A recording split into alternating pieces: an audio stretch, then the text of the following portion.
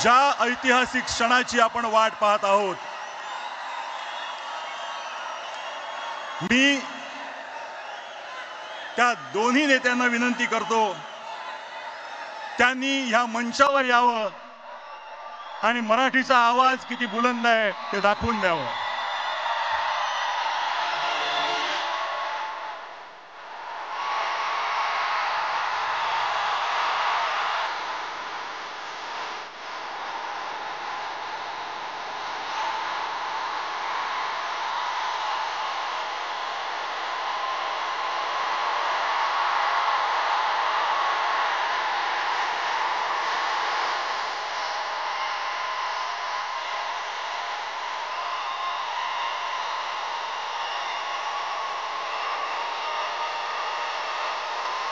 उत्सुक आहोत. मी विनंती करतो माननीय श्री राजसाहेब ठाकरे यांना की त्यांनी आपलं मनोगत व्यक्त करावं. सन्माननीय उद्धव ठाकरे,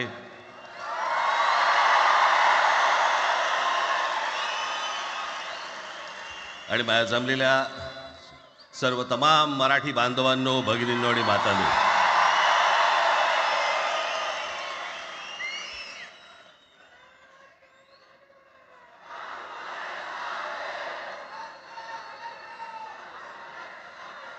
खरं तर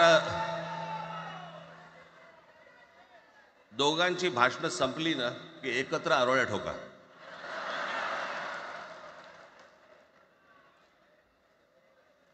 खरं तर आज मोर्चा निघायला पाहिजे होता.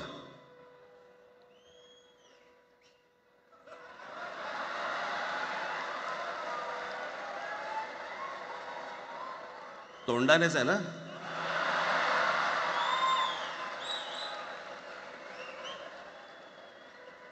बस बस, मोर्चा खरं तर निघायला पाहिजे होता.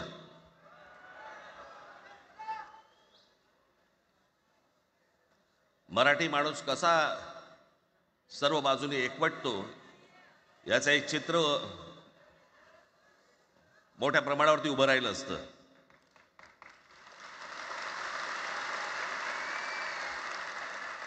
पण नुसत्या मोर्चाच्या चर्चेनेच माघार घ्यावी लागली.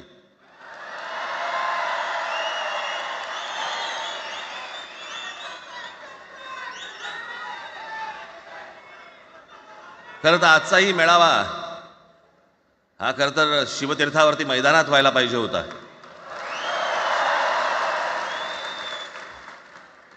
मैदान ओसंडून वाहिलं असतं अख्खं.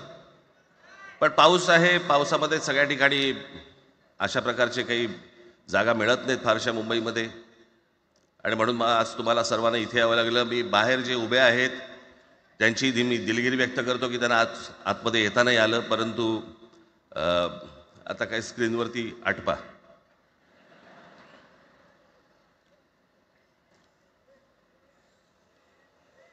मी माझ्या मुलाखतीमध्ये एक म्हटलं होतं की ज्याच्यातनं या सगळ्या गोष्टी खरं तर सुरू झाल्या, आणि मी असं म्हटलं होतं की कोणत्याही वादापेक्षा आणि कुठच्याही भांडणापेक्षा महाराष्ट्र मोठा आहे.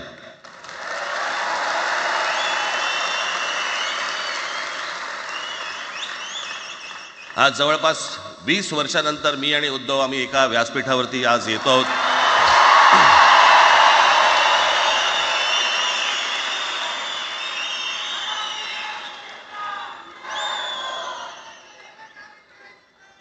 जे माननीय बाळासाहेबांना जमलं नाही, जे अनेकांना जमलं नाही आम्हाला दोघांना एकत्र आणायचं, ते देवेंद्र फडणवीसला जमलं.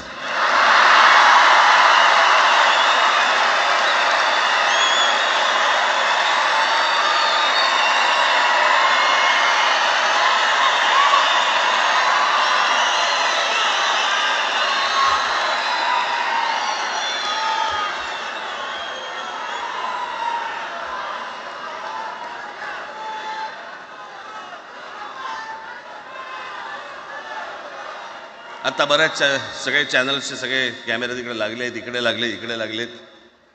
आता संध्याकाळी सगळं सुरू होईल. आता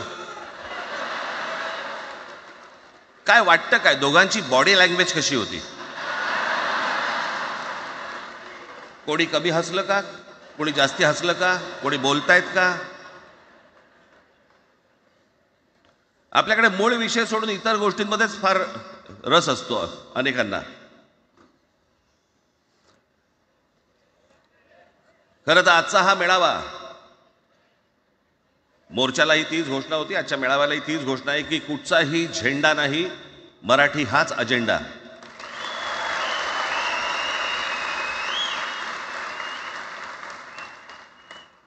माझ्या मराठीकडे, माझ्या महाराष्ट्राकडे वेडावाकड्या नजरेने पाहायचं नाही कोणी.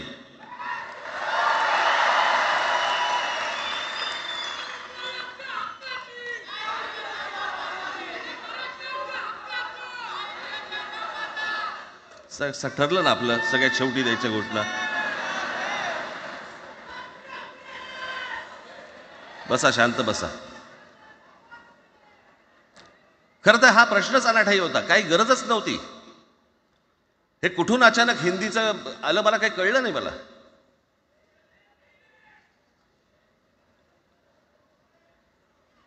आणि हिंदी कशासाठी? हिंदी कोणासाठी? हिंदी त्या लहान लहान मुलांवरती जबरदस्ती करताय तुम्ही.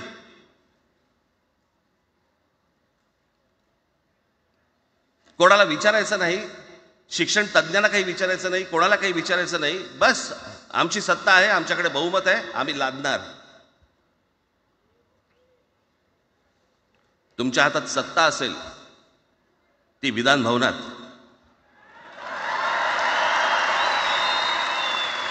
आमच्याकडे सत्ता आहे रस्त्यावर.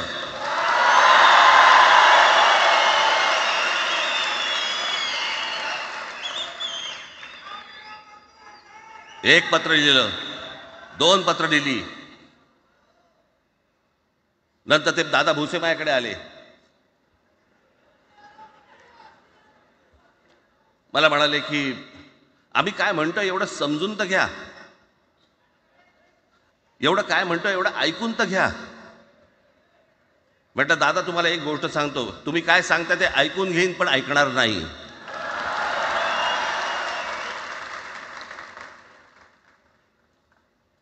मराठीच्या विषयामध्ये त्याच्यात तुम्ही तिसरी भाषा लादताय.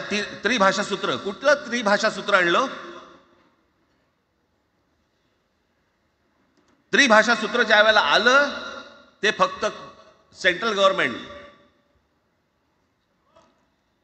आणि राज्य सरकार, केंद्र सरकार आणि राज्य सरकार यांच्यामधल्या दुव्यासाठी म्हणून हे त्रिभाषा सूत्र फक्त आणलं. आज कोर्टातही नाही, तुम्ही हायकोर्टात जा, सुप्रीम कोर्टात जा, इंग्रजीमध्ये सगळ्या गोष्टी होतात.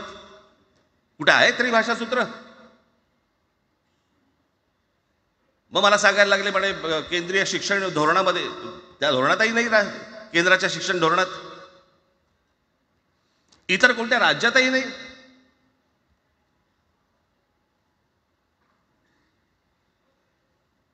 महाराष्ट्रात प्रयोग करून पाहिला तरी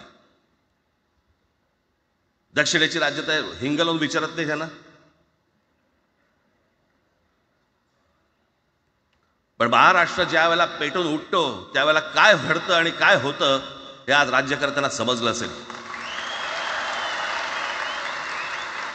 त्याशिवाय का माघार घेतली?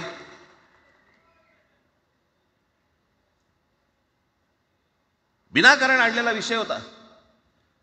मी त्याशी त्या भोसेना सांगितलं, म्हटलं मला सांगा उत्तर प्रदेश, बिहार, राजस्थान, मध्य प्रदेश कोणती तिसरी भाषा आणणार आहेत? खरं तर आणली पाहिजे.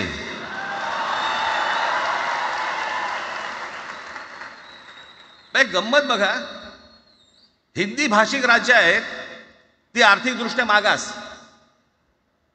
आणि हिंदी न बोलणारी जी राज्य आहेत ती आर्थिकदृष्ट्या प्रगत, आणि वर आम्ही हिंदी शिकायचं. यांना हिंदीतून राज्य नाही सांभाळता आली, यांना राज्यांचा विकास नाही करता आला. जे हिंदी बोलत नाहीत त्या राज्यांमध्ये, हिंदी बोलत असलेल्या राज्यांमधनं नोकरी धंद्यासाठी लोक इकडे येत आहेत आणि हे म्हणतात हिंदी शिका. कोणासाठी शिकायचं? 5वी नंतर काय हिंदी चित्रपट सृष्टीमध्ये जाणार आहेत पोरगा? कोणासाठी शिकायचं? हिंदी भाषेबद्दल मला वाईट नाही वाटत, भाषा कोणतीही श्रेष्ठच असते, उत्तमच असते. मग ती मराठी असेल, गुजराती असेल, तामिळ असेल, पंजाबी असेल, बंगाली असेल, हिंदी असेल, अजून कुठचीही असेल. एक भाषा उभी करायला खूप प्रचंड तपश्चर्या लागते, खूप लोकांची मेहनत असते. एक लिपी उभी करायला खूप प्रचंड ताकद लागते.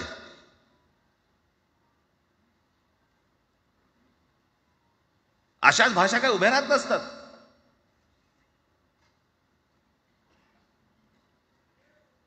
आणि या भाषेचं नवीन कुठून आणलं? त्या दिवशी ते अमित शहा म्हणाले, ज्याला इंग्रजी येतं त्याला पुढे म्हणे लाज वाटेल, म्हणे मला इंग्रजी येतं. अरे तुम्हाला नाही येत?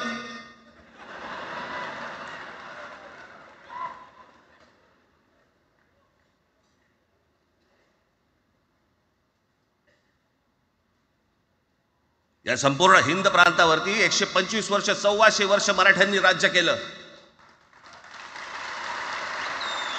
1400 वर्ष इतक्या राज्यांवरती आम्ही राज्य केलं. तो त्यावेळेला राज्यच नव्हती, पण जे प्रदेश होते त्याच्यावरती राज्य केलं. आम्ही मराठी लादली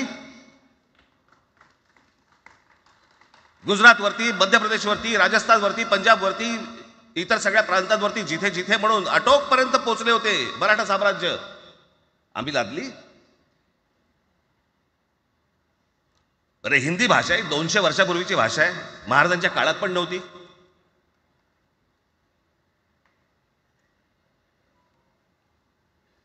कशासाठी आणि कोणासाठी आणि काय करायचंय नेमकं?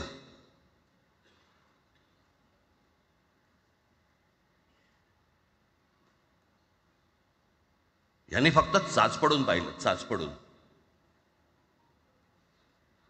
मुंबई स्वतंत्र करता येते का याच्यासाठी अगोदर जरा थोडंसं भाषेला डिवचून बघू. महाराष्ट्र शांत राहिला तर पुढे ते पाऊल टाकू.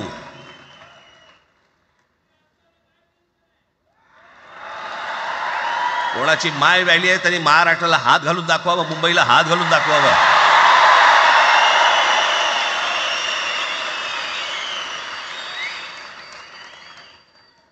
त्या मजाक वाटला काय? आम्ही शांत आहोत याचा अर्थ गांडू नाही आहोत.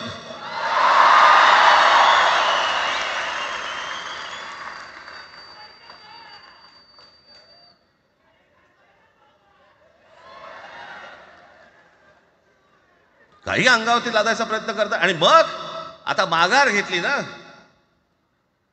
मग माघार घेतली त्याचं काय करायचं? मग वेगळ्या ठिकाणी वळवा सगळं प्रकरण. वेगळ्या ठिकाणी म्हणजे कुठे? ठाकरेंची मुलं इंग्रजी मीडियम मध्ये शिकली, बरं मग पुढे? म्हणजे दादा भुसे मराठी मीडियम मध्ये शिकून शिक्षण मंत्री झाले, देवेंद्र फडणवीस इंग्रजी मीडियम मध्ये शिकून मुख्यमंत्री झाले. कुठे काय शिकले याचा काय संबंध?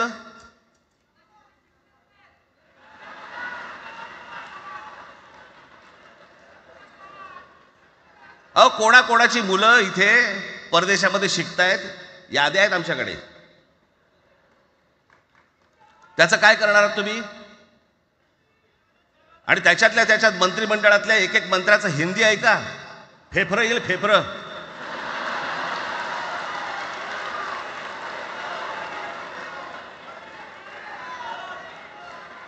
हे असले प्रश्न महाराष्ट्रातच विचारले जातात.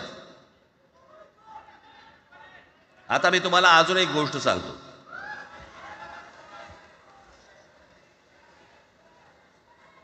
आम्ही मराठी मीडियम मध्ये शिकलो, हो शिकलो. आमची मुलं इंग्रजी मीडियम मध्ये शिकली, हो शिकली.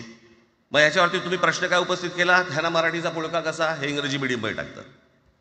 बरं, सन्माननीय माननीय बाळासाहेब ठाकरे आणि माझे वडील श्रीकांत ठाकरे हे इंग्रजी मीडियम मध्ये शिकलेले आहेत. या दोघांवरती तुम्ही मराठीबद्दल शंका घेऊ शकता का?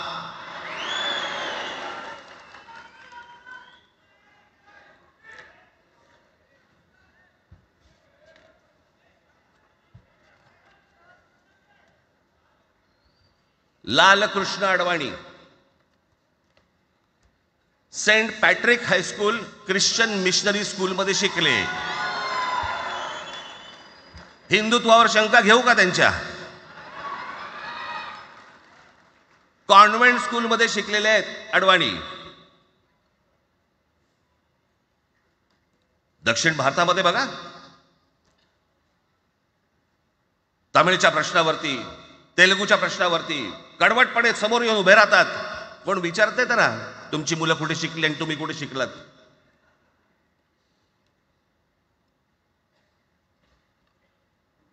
उद्या मी हिब्रू भाषेत शिकीन आणि मराठीपणाचा कडवट अभिमान बाळगीन. काय प्रॉब्लेम आहे?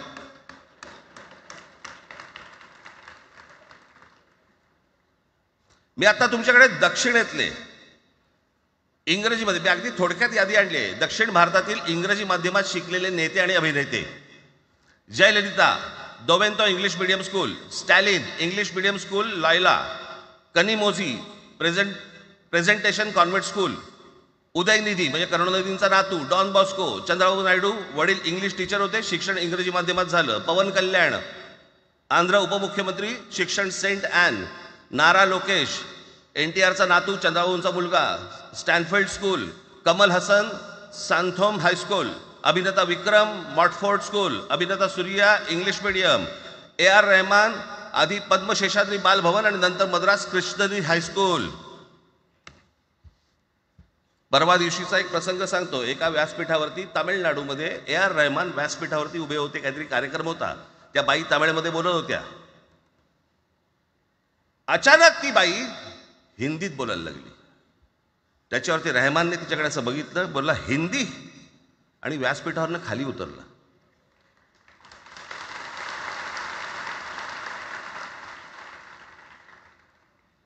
तुमचा कडवटपणा हे तुम्ही शिक्षण कुठे घेतले याच्यावरती नसतो. तो कडवटपणा तुमच्या आतमध्ये असावा लागतो. म्हणजे बाळासाहेब इंग्रजी मीडियम मध्ये शिकले, इंग्रजी वर्तमानपत्रामध्ये व्यंगचित्र काढायचे, पण मराठीचा अभिमान याच्या बाबतीत कधी तडजोड नाही केली.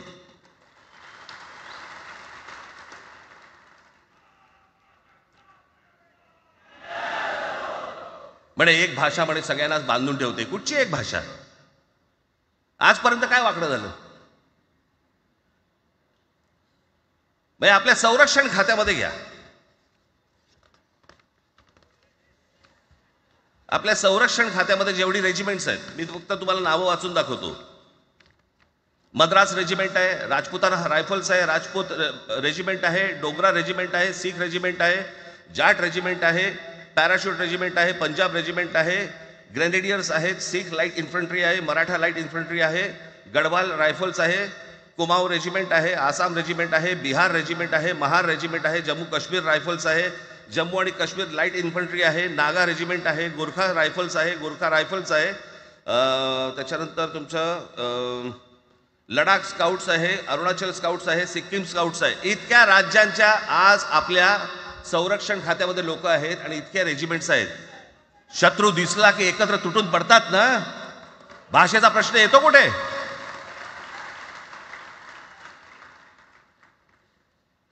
या देशामध्ये जेव्हा भाषावार प्रांतरचना झाली तीच या गोष्टींसाठी झाली ना, की प्रत्येक भाग तसे भाषांचे होते म्हणून. मग या सगळ्या गोष्टी का सुरू केल्यात तुम्ही? कशासाठी सुरू केल्यात? काय याच्या मागचं राजकारण? आत्ता सांगून ठेवतो.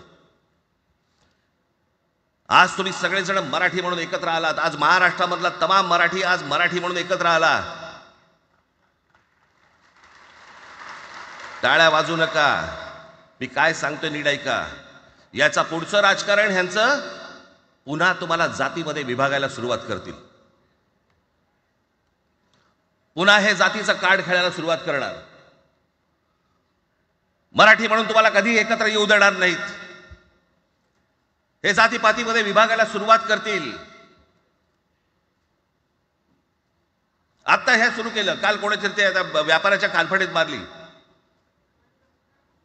मीरा भाईंदरला. त्याच्या काय इथे लिहिलं होतं काय गुजराती?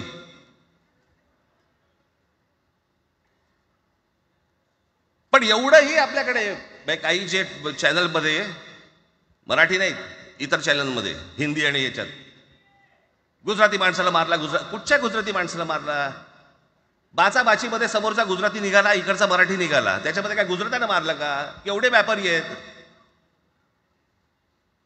अजून तर काहीच केलेलं नाही.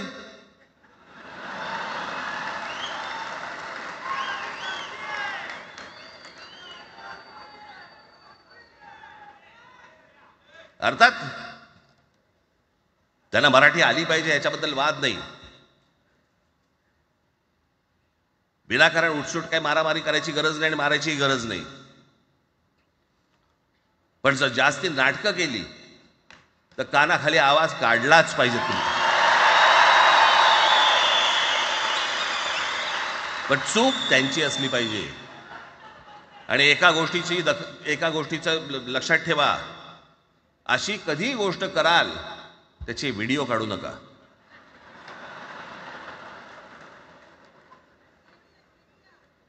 आपल्यामध्येच त्यांना कळलं पाहिजे. कळलं का? मारणारा कधी सांगत नसतो, मार खाणारा सांगत असतो मला मारला म्हणून. त्यांना सांगू देत. पण याचा अर्थ उठसूट कोणालाही उगाच मारायचं काही कारण नाहीये. अनेक लोक आहेत, अनेक गुजराती लोक आहेत, माझ्या अनेक परिचयाचे आहेत. माझे एक मित्र आहेत नयन शहा म्हणून, त्याला मी गुजराठी म्हणतो. तुमचा विश्वास बसणार नाही इतकं अप्रतिम मराठी तर बोलतोच, विनोदाचंही अंग आहे. आणि शिवाजी पार्क मैदानामध्ये फिरताना कानाला हेडफोन लावून पु ल देशपांडे ऐकणारा गुजराती आहे.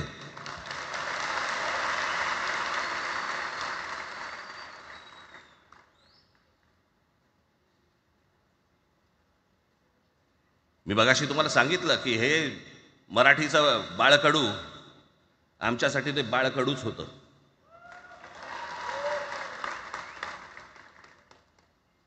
मी मागे एक प्रसंग सांगितला होता, आज मुद्दा म्हणून तो प्रसंग सांगतो आपल्याला की हे आमच्या धमन्यांमध्ये आलं कुठून. मी एवढा महाराष्ट्रासाठी मराठीसाठी कडवट का झालो. लहानपणापासूनचे अनेक प्रसंग आहेत माननीय बाळासाहेबांबरोबरचे, पण मी एक प्रसंग कधीही विसरणार नाही. आणि तो 1999 सालचा आहे. त्या 1999 साली शिवसेना भारतीय जनता पक्षाची युती सरकार येणार नाही अशी परिस्थिती होती.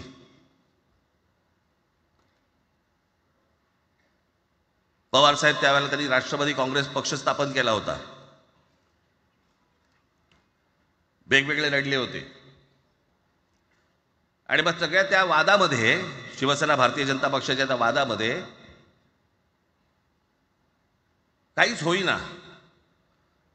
दिवसामागून दिवस चाललेत, परंतु काही होईना. एके दिवशी मी मातोश्रीला खाली बसलो होतो, दुपारची वेळ होती. अचानक 2 गाड्या लागल्या. साधारणपणे 3:30-4 वगैरे वाजले असतील. ते जरा वेळेला नाव विसरतो मी, कोणाचं कोणतो जावडेकर, प्रकाश जावडेकर आणि काही मंडळी आली. मला म्हणाले, राज बाळासाहेबांना अर्जंट भेटायचं आहे. म्हटलं आत्ता ते भेटणार नाही. म्हटलं ती त्यांची झोपायची वेळ आहे. नाही म्हणे अर्जंट आहे. म्हटलं नाही भेटणार. म्हटलं मी तुम्हाला सांगतो. म्हटलं काय विषय काय. म्हटलं मी बोलायचं काम करतो. म्हटलं काय विषय काय.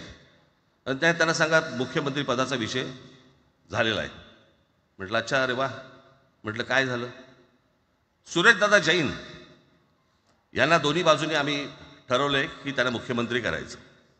एवढं फक्त बाळासाहेबांना सांगायचं. ठीक आहे. मी वर गेलो. रूममध्ये काळोख, शांतता. आम्ही अरे तुरेमध्ये बोलायचो म्हणून मी हाक मारली. म्हटलं हे काका गाढ झोपले होते. म्हटलं काका उठ. ए काका उठ. बघितलं माझ्याकडे. काय रे. म्हटलं नाही, ते सगळे खाली जावडेकर वगैरे सगळी मंडळी आली आहेत. म्हटलं बरं मग. नाही ते म्हणतात ते मुख्यमंत्रीपदाचा विषय झाला आहे म्हणून. म्हटलं पण ते मला काय झालं. ते म्हणाले सुरेशदादा जैन यांना मुख्यमंत्रीपदासाठी दोन्ही जणांनी सांगितलं की करायचं म्हणून. असं माझ्याकडे बघितलं त्यांनी. त्यांना जाऊन सांग महाराष्ट्राचा मुख्यमंत्री मराठीच होईल, दुसरा कोणी होणार नाही.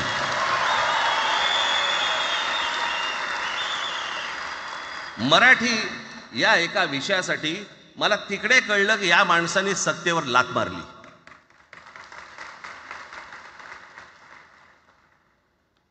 हे संस्कार ज्या पोरावरती झाले असतील तो मराठीसाठी तडजोड करेल काय? बाकी सगळ्या युत्या आघाड्या सगळ्या कुठच्याही गोष्टी होत राहतील, महाराष्ट्र मराठी, मराठी माणूस, मराठी भाषा याच्यावर तडजोड होणार नाही, कोणत्याही परिस्थितीत होणार नाही. याच्या पुढे देखील तुम्ही सर्वांनी सावध असणं पण गरजेचं आहे आणि सतर्क असणं पण तेवढंच गरजेचं आहे. पुढे पुढे काय काय गोष्टी घडतील, काय काय गोष्टी होतील कल्पना नाही, परंतु मला असं वाटतं की ही मराठीसाठीची एकजूट ही कायम राहावी आणि महाराष्ट्रामध्ये माननीय बाळासाहेबांचं जे स्वप्न होतं ते पुन्हा साकारावं अशी एक आशा, अपेक्षा आणि इच्छा व्यक्त करतो आणि आपल्या सर्वांची मी रजा घेतो. धन्यवाद. जय हिंद, जय महाराष्ट्र. माननीय शिवसेना पक्षप्रमुख श्री उद्धव बाळासाहेब ठाकरे हे काय बोलतील, मी त्यांना विनंती करतो की त्यांनी आपलं मनोगत व्यक्त करावं. बऱ्याच वर्षानंतर राज आणि माझी भेट व्यासपीठावरती झाली. आता पंचायत अशी आहे की त्यांनी मला सन्माननीय उद्धव ठाकरे असं बोललेलं आहे.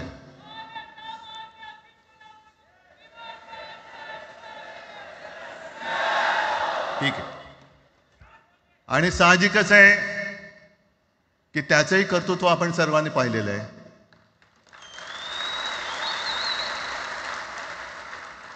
म्हणून माझ्या भाषणाची सुरुवात करताना सन्माननीय राज ठाकरे आणि जमलेल्या माझ्या तमाम मराठी हिंदू बांधवांनो, भगिनींनो आणि मातांनो,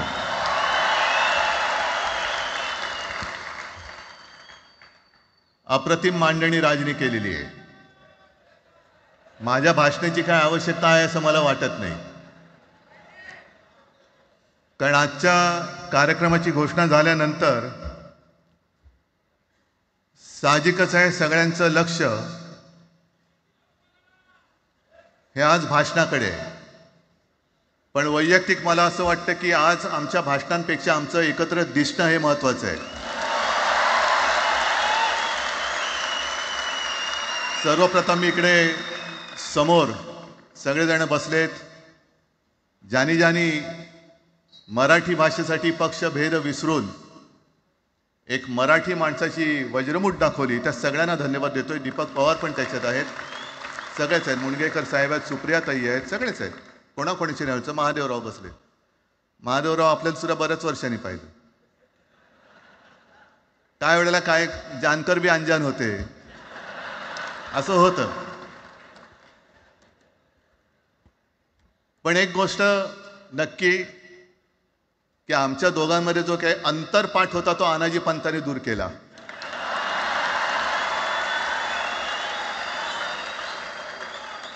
आता अक्षता टाकण्याची काय तुमच्याकडनं अपेक्षा नाहीये. एकत्र आलोय एकत्र राहण्यासाठी.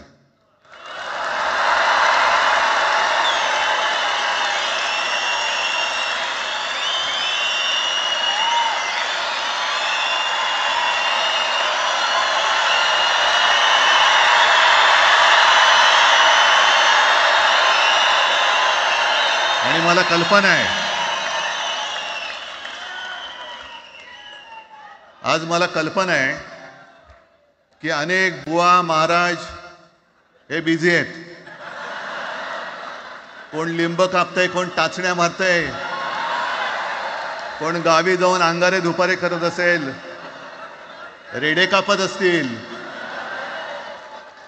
त्या सगळ्यांना सांगतो, या सगळ्या भोंदूपणा विरुद्ध माझ्या आजोबांनी लढा दिला होता आणि त्यांचे आम्ही वारसदार म्हणून तुमच्या समोर उभे ठाकलेलो आहोत.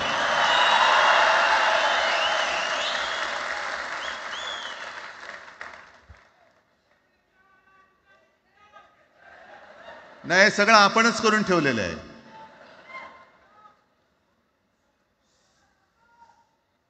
भाषेवरनं जेव्हा एखादा विषय निघतो तेव्हा तो केवळ वरवरचा धरून चालणार नाही.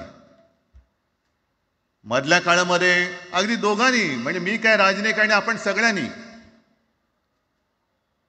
या नतद्रष्टांचा अनुभव घेतलेला आहे. वापरायचं आणि फेकून द्यायचं. आता आम्ही दोघं मिळून तुम्हाला फेकून देणार आहोत.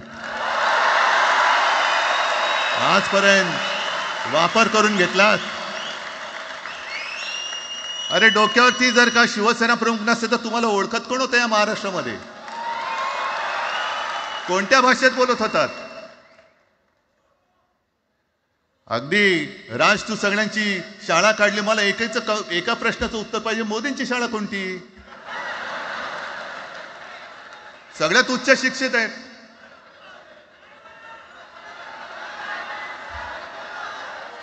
पण हे जे काय यांची मध्यंतरी मी बोललो ना, भाजप ही अफवांची फॅक्टरी आहे.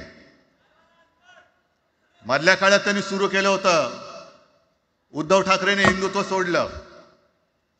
हिंदुत्व ही कोणत्याही भाषेची मक्तेदारी नाही. आम्ही अस्सल मराठी बोलणारे तुमच्याही पेक्षा जास्त कडवट कट्टर देशाभिमानी हिंदू आहोत. तुम्ही काय आम्हाला हिंदुत्व शिकवताय? अरे 92-93 साली जेव्हा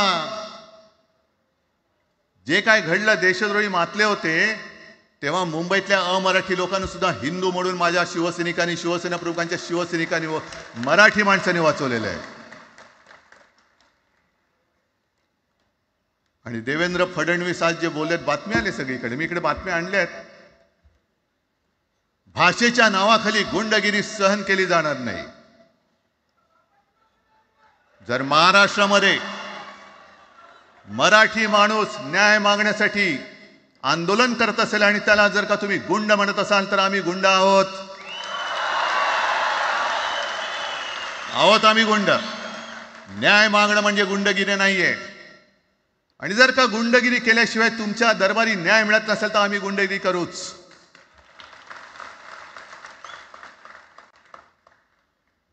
पण हे सगळे राजकीय वाडगे. देवेंद्र फडणवीसांची आजचं वक्तव्य म्हणजे मला संयुक्त महाराष्ट्र चळवळीच्या वेळेला सखा पाटलांनी केलेलं एक वक्तव्य आठवते. हे असेच तेव्हाचे, म्हणजे जो दिल्लीत बसतो त्याचे पाय चाटणारे इथले राज्यकर्ते असतात, ते त्यांना मी बाडगे म्हणतोय.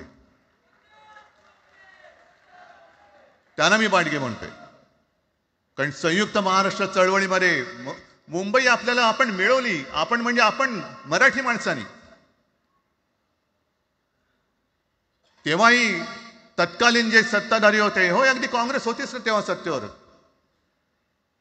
मुंबई मराठी माणसाला द्यायला तयार नव्हती. आणि तेव्हा सुद्धा एक मराठी माणूस, म्हणजे आज जे बोलतात ना आम्ही मराठी नाहीत का, अरे तुम्ही नुसतं नावाने मराठी आहात, तुमच्या अंगात मराठी रक्त आहे की नाही आता तपासावं लागेल. आणि सखा पाटील बोलले होते, यावश चंद्र दिवाकरो, मुंबई महाराष्ट्राला मिळणार नाही. कशी नाही मिळत? झुकवलं, वाकवलं, गुडघ्यावरती आणलं मराठी माणसानी. आणि मुंबई आपल्या हक्काची, तुम्ही आता जी घोषणा घेतली ना, दिली ना, ती मुंबई आपल्या हक्काची आपण लढून आपण मिळून घेतली.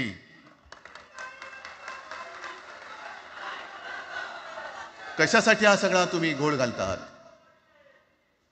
पण याच्या मागे मी जे माझ्या डोक्यात जो एक विचार आहे, पटतो की नाही बघा.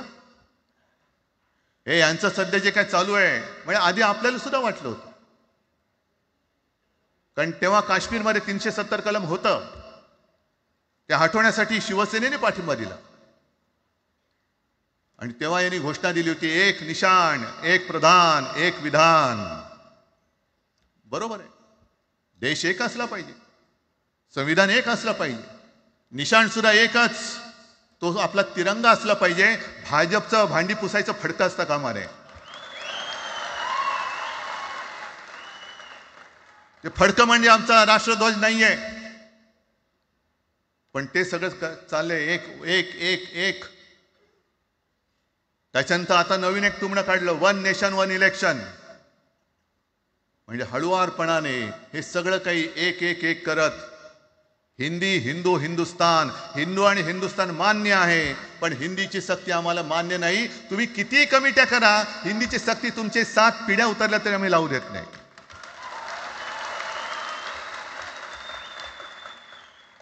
मग एक फेक नरेटिव्ह पसरवायचं. हे उद्धव ठाकरेच्याच काळातलं. अरे उद्धव ठाकरे एवढं काम करत होता, मग पाडलात कशाला गद्दारी करून? का नाही बोंबललात तेव्हा? पण मी अभिमानाने सांगेन, माझ्या मंत्रिमंडळातले सहकारी इकडे बसले, जितेंद्र आव्हाड आहेत, आणखीन कोणी असतील. मी मुख्यमंत्री असताना महाराष्ट्रामध्ये मी मराठीची सक्ती केली होती आणि केलीच, याचा मला अभिमान आहे.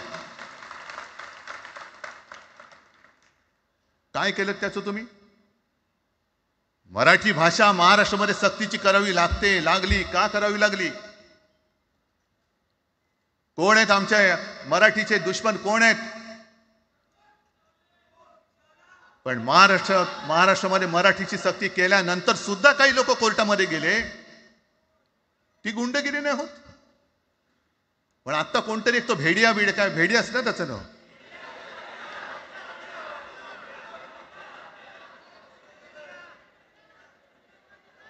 ही यांची सगळी पिलावळ आहे. तोडा फोडा आणि राज्य करा. आपण ज्या काही गोष्टी केल्या होत्या, हे म्हणतात म्हणे शिवसेनेने आजपर्यंत काय केलं? शिवसेना म्हणजे आता राज मी तुला माझ्या सोबतच घेतो, कारण आपण तेव्हा एकत्रच होतो, आता सुद्धा पुढे एकत्र चाललेलो आहोत. त्याच्यामुळे आपलं सगळं तेव्हाच म्हणतोय, आपला एवढ्या वर्षाचा कालखंड. मराठी माणूस म्हणे मुंबई बाहेर नेला. मराठी माणूस आम्ही मुंबई बाहेर नेला असं जर का तुम्हाला वाटत असेल, तर 14 सालानंतर तुम्ही मुंबई आणि महाराष्ट्राचे जे काही लचके तोडलेत, मुंबईतून सगळे उद्योगधंदे, महाराष्ट्रातून उद्योगधंदे सगळे पळवले. आर्थिक केंद्र गेलं, हिरे व्यापार गेला, मोठमोठी ऑफिसेस गेली. आपल्याकडे येणारे उद्योगधंदे जे आपल्या काळात येत होते ते कुठे गेले? मग काय तेवढाच हिंदुस्थान किंवा तेवढाच सगळे हिंदू आहेत? तेवढेच हिंदू आहेत. आम्ही सगळं करत होतो, केलं होतं. पण तुम्ही पहिल्या प्रथम आमच्यात गद्दारी करवलीत आणि तुम्ही आमचं सरकार पाडलं. ह्याचं कारण तुमचे जे मालक तिकडे बसलेले 2 व्यापारी, त्यांचे बूट चाटण्यासाठी तुम्ही हे सगळं करतात.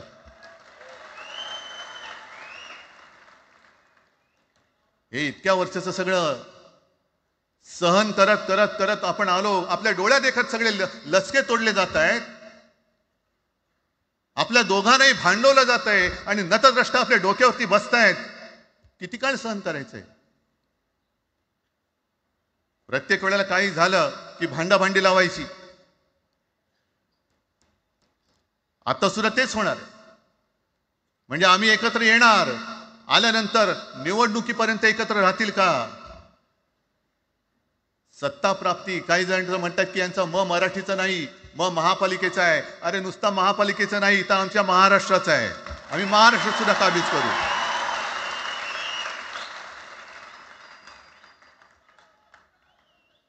आज तर निवडणुका नाही आहेत. आमची सत्तेवरती जे शिवसेना प्रमुखांनी सांगितलं, अरे सत्ता काय, सत्ता येते आणि सत्ता जाते. पण आपली ताकद ही आपल्या एकजुटीमध्ये असली पाहिजे. दर वेळेला संकट आलं की आपण सगळे मराठी एकवटतो आणि संकट गेलं की आपणच एकमेकांमध्ये भांडायला लागतो. आता नको, हा नतद्रष्टपणा आता करायचा नाहीये, अजिबात करायचं नाहीये.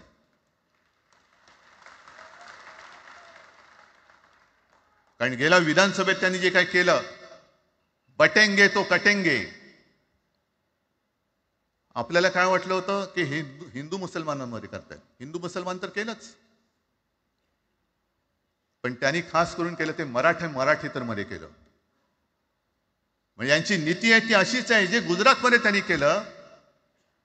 गुजरातमध्ये गेल्या निवडणुकीत एक असा माहोल होता, मला वाटतं मोदी तेव्हा त्यांच्या नंतर असेल, माहित नाही मला, लक्षात नाही. वातावरण असं पेटलं होतं गुजरातमध्ये की बस आता पटेल यांना आपटेल. पण त्यांनी काय केलं? बरोबर, पटेलांना भडकवलं, पटेलांना वेगळं केलं आणि पटेल तर सगळं एकत्र केलं. हरियाणामध्ये पण तेच केलं. जाट लोकांना भडकवलं, जाट लोक एकत्र झाले, त्यानं वेगळं केलं आणि जाटे तर सगळा जो काही समाज होता तो एकत्र करून तिकडे सत्ता प्राप्त केली. महाराष्ट्रामध्ये तेच केलं.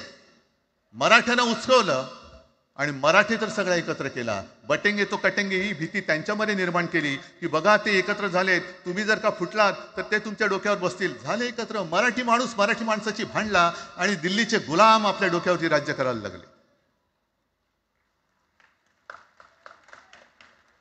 आणि आपण त्यांच्या पालख्या व्हायच्या. नुसते पालख्यांचे भय होणार की तुम्ही कधीतरी आपल्या माय मराठीला पालखीमध्ये सन्मानाने बसवणार आहात. बस झालं. आता यांची जोखड फेकून दिली पाहिजे. एकमेकांमध्ये भांडून त्यांचे जे काही डाव आहेत ते करत असतात. मी पेपरमध्ये बघितलं, काल बघितलं, आज बघितलं. आमचे पंतप्रधान जगभर फिरतायत. काय तो मोठा पट्टा घातलाय, स्टार ऑफ घाना. कुठे आला घाना देश? इकडे घाण आणि तिकडे घाना, स्टार ऑफ घाना. पण एका बाजूला मोदींचा फोटो आणि दुसऱ्या बाजूला माझ्या महाराष्ट्रामधला शेतकरी कर्जबाजारी झालाय. त्याला बैल सुद्धा तर पोसत नाही, बैल मिळत नाही, म्हणून त्या नांगराचं जोखड घेऊन तो शेती करतोय. मग एका बाजूला हा शेतकरी, त्याच्या खांद्यावरती गळ्यामध्ये ते नांगराचं जोखड आहे आणि तिकडे आमचे पंतप्रधान स्टार ऑफ घाना. लाज वाटली पाहिजे, लाज. खरोखर लाज वाटली पाहिजे. आणि आजच पेपरमध्ये बातमी आले, 2 बातम्या आल्या की लाडक्या बहिणीचं पोर्टल आता बंद, नव्याने नोंदणी होणार नाही. बसा बोंबलत आता. आणि त्याही पेक्षा सगळ्यात भयानक गोष्ट म्हणजे संपूर्ण देशामध्ये सगळ्यात जास्त कर्जबाजारी शेतकरी कुठे असतील तर ते आपल्या महाराष्ट्रामध्ये आहेत. महाराष्ट्र आता थांबणार नाही, कर्ज काढतच राहणार. आणि ही यांची जी काही खेळी आहे, आपापसात भांडवायचं. मी एक साधी गोष्ट केली होती. जितेंद्र, तुम्हाला माहिती असेल, आपण तिकडे चौपाटीला, जिकडे बिर्ला मातोश्री बिर्ला क्रीडा केंद्र काय आहे, मराठी रंगभूमीचं दालन, मराठी रंगभूमीचा इतिहास सांगणारं दालन, त्याची निर्मिती करण्याचे सगळे आदेश वगैरे राज्यात सगळं झालं. आराखडा मंजूर केला मी. आणि 2-3 महिन्यापूर्वी बातमी आली की तो आराखडा यांनी केराच्या टोपलीत टाकला. ती जागा यांच्या मालकाच्या मित्राच्या घशात टाकतात. हा मराठीचा तुमचा अभिमान? मराठी भाषा भवनाची त्याचं भूमिपूजन मी केलं होतं. माझ्या सोबत अजित पवार होते, उपमुख्यमंत्री. कुठे गेलं मराठी भाषा भवन? कुठे गेलं मराठी भूमीचं रंगभूमीचं दालन? का तुम्ही आमची मराठी मारतात? का तुम्ही आमच्यावरती सक्ती करता आहात? अनेकदा सांगितलं की आम्ही कोणत्याही भाषेच्या विरोधात नाही आहोत, पण जर आमच्यावरती सक्ती करण्याचा प्रयत्न केला तर आमची शक्ती काय ती एकदा तुम्हाला अशी दाखवू की पुन्हा तुम्ही कधी डोकंवर नाही काढणार, पुन्हा डोकंवर काढणार नाही. या सगळ्या गोष्टींकडे आपण आज एकत्र आलेलो आहोत. पुन्हा आपल्यामध्ये काड्या घालण्याचे उद्योग होतील, कारण त्यांचा धंदाच तो आहे. एकतर कुठे, मी नेहमी सांगतो, कोणाच्याही लग्नामध्ये भाजपवाल्यानं बोलू नका. येतील मस्त श्रीखंड, बासुंदी, पोळ्या बिळ्या खातील आणि त्याला नवरा बायकोत भांडण लावून दुसऱ्या लग्नात जेवायला जातील. बरं, एवढं केलं तरी बरं, नाही तर त्या पोरीलाच पळून घेऊन जातील. कारण ह्यांचं स्वतःच असं काहीच नाहीये. कोणत्याही लढ्यामध्ये कधी भाजपा नव्हता. अगदी संयुक्त महाराष्ट्राच्या चळवळीमध्ये सुद्धा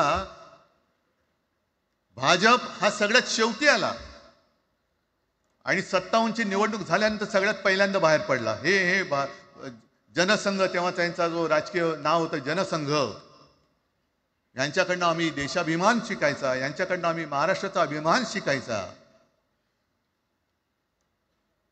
आणि आम्ही आपापसात भांडून ह्यांना सगळं काही बहाल करून टाकायचं. या सगळं विकून टाका, सगळा सत्यानाश करून टाका. अरे, आपली मुंबईच्या शिंदड्या उडवल्या जात आहेत. अख्खी मुंबई कोणाच्या घशात घालतायत? कोणाच्या? बघत बसायचं. सगळं म्हणजे आज सगळ्यात जास्त जर कोणी जमिनीचा मालक मुंबईमध्ये असेल तो यांच्या मालकाचा मित्र आहे अदानी. कोणाची जागा, कोणी रक्त सांडलं, कोणी ते हुतात्मा स्मारकाला वंदन करताना सुद्धा आपल्याला लाज वाटली पाहिजे. अरे त्यांनी तर रक्त सांडलं, बलिदान केलं, पण त्यांनी रक्त सांडून मिळून गेलेली मुंबई जर का आपण राखू शकणार नसू तर आपल्याला लाज वाटली पाहिजे, शरम वाटलं पाहिजे. म्हणून त्या रक्ताची शपथ घेऊन मुंबई आणि मराठीच्या रक्षणासाठी आपल्याला उभं राहायला पाहिजे. ठीक आहे, असतील, होते, मत पटली होती, पटले नसतील, पण याच्या पुढे मराठी आणि महाराष्ट्र धर्माचं रक्षण करणं आमचा हनुमान चालीसाला विरोध नाहीये, पण मारुती स्तोत्र आम्हाला का विसरायला लावताय? मारुती स्तोत्र आहे ना, भीमरूपी महारुद्रा. आमचा जय श्रीरामला विरोध नाहीये, पण भेटल्या म्हटल्यानंतर राम राम हे म्हणणारे आम्हीच मराठी. हे तुम्ही आता जय श्रीरामची घोषणा द्यायला लागलात, पण जय जय रघुवीर समर्थ सांगणारे समर्थ रामदास त्यावेळेला आमचे होऊन गेले. त्यांनी आम्हाला पहिल्यांदा रामाची भक्ती शिकवली. त्याच्यामुळे यांचा काही आगा नाही, पिछा नाही. राजकारणातले हे व्यापारी आहेत, वापरा आणि फेका. तो एक गद्दार काल एक बोललाय, जय गुजरात.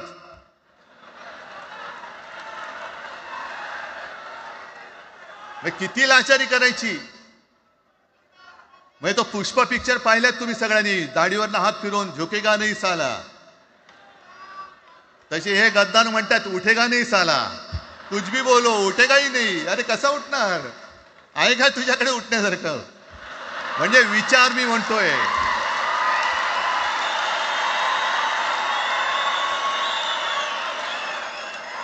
अरे विचार वगैरे मी म्हणतोय.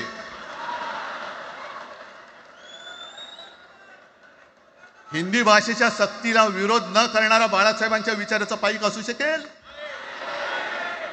आपला मालक आला म्हणून त्याच्यासमोर जय गुजरात म्हणणारा आपल्या बाळासाहेबांच्या विचाराचा पाईक असू शकेल? मग आता जे मला वाटतं कुठल्या एबीपीचं होतं ना, उघडा डोळे बघा नीट. डोळे उघडलेत, पण आता जर का डोळे उघडले नाही तर पुन्हा कधी उघडण्याची वेळ येणार नाही, कायमचे मिटून जातील. आत्ताच डोळे उघडा, आत्ताच जागे व्हा. आणि आता आलेली जाग जर का जाणार असेल तर मग मात्र स्वतःला मराठी आईची मुलं म्हणू नका, अजिबात म्हणू नका. आणि शिवसेना प्रमुखांनी जे काही शिकवलं, एक तर कोणावर अन्याय करू नका, पण तुमच्या अंगावर जर का कोणी हात उगारला तो हात जागेवरती ठेवू नका.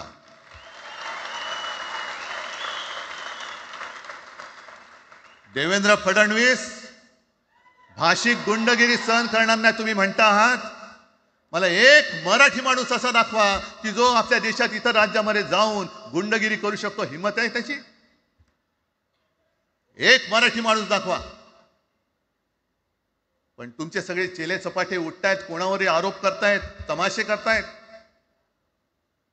अरे कोणताही मराठी माणूस किंवा कोणताही भाषिक इतर प्रांतीय भाषेत तिकडे गेला, राज्यात गेला आणि दादागिरी करण्याचा प्रयत्न केला तर उभाच शिरून टाकतील तिथली लोक. बंगालमध्ये जाऊन बघा,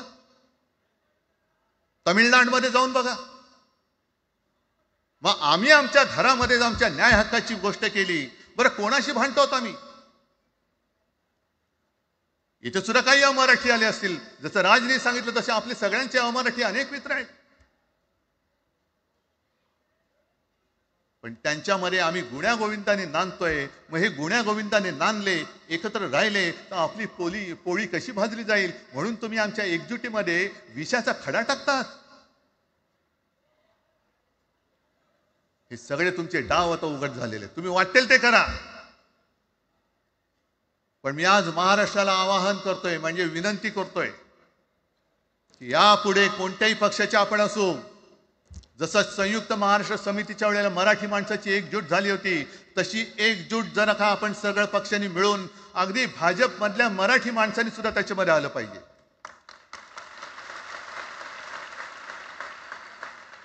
का नाही यायचं? ज्या राज्यामध्ये राहता, ज्या मातीमध्ये तुम्ही जन्माला आलात, ज्या आईच्या पोटी जन्म घेतलात, तिचे उघड उघड जर का हे झिंडोडे काढणार असतील आणि आपण आपले पक्षीय भेदाभेद घेऊन त्यांना पायघड्या घालणार असू तर असं षंडाचं जीवन जगण्यापेक्षा मेलेलं बरं. महाराष्ट्र हा शूरांचा आहे, वीरांचा आहे, दगडांचा आहे, पण यांच्यासारखा धोंड्यांचा नाहीये. ही आपण आता एक शपथ घेतली पाहिजे. घेताय तुम्ही? घेतलेत की एकजूट केवळ आमचा कार्यक्रम. मी राजला परवा फोन केला, अरे जसं काय आपल्या पिक्चरचा प्रीमियर होता असं सगळेजण विचारतात आज कसं येऊ. हा प्रीमियर असेल पण आजपासून सुरुवात झालेली आहे. आजपासून सुरुवात झालेली आहे. एक तर आम्ही कोणाशी दादागिरी करणार नाही, पण कोणी दादागिरी केली तर आम्ही ती सहनही करणार नाही. शिवसेना प्रमुखांनी तेव्हा जे सांगितलं होतं तेच परत एकदा सांगतोय. मराठा मराठेतर, ब्राह्मण ब्राह्मणेतर, 96 कोळी 92 कोळी, स्पृश्य अस्पृश्य, घाटी कोकणी हे सर्व भेदाभेद गाडून मराठी माणसाची भक्कम एकजूट बांधा.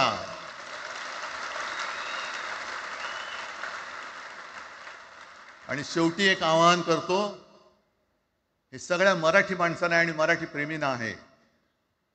तुटू नका, फुटू नका आणि मराठी ठसा पुसू नका. जय हिंद, जय महाराष्ट्र.